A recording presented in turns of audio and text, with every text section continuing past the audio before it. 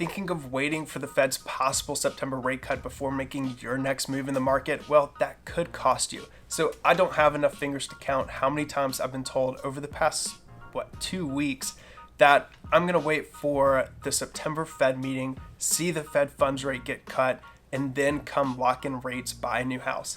Well, here's the truth. Mortgage rates do not move in lockstep with the Fed funds rate. They follow the bond market. You can look at the 10-year Treasury yield as probably the best example of that. But it also takes into account investor sentiment, inflation, jobs reports, and other risk premiums, right?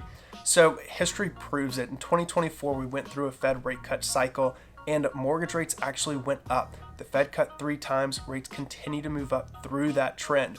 So why? Well, because the bond market has already priced in those potential rate cuts with their expectations, and other economic factors in the market played into that more than the Fed rate cuts themselves. I'm going to show you a graph real quick of those trends between the Fed funds rate and mortgage rate. So watch this. Okay, let me show you what we're talking about here. So this is the Fed funds rate versus 30-year mortgages. So what you're looking at here, this is over the past 5 years, back from January 2021 up to 2025. Now what you see is that in 2024, we had 3 separate rate cuts in the market from the Fed. And you can look at mortgage rates here where this actually increased throughout that rate cut cycle.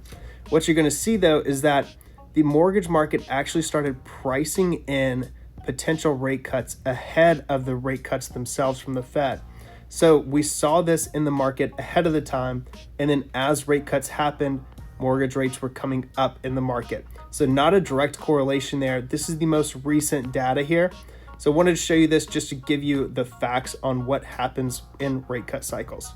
So instead of trying to time your next purchase on a house with one Fed meeting, let's find the right house and get the right deal now. And if rates drop, you can always refinance. But if prices or competition jump, well, you can't turn back the clock there.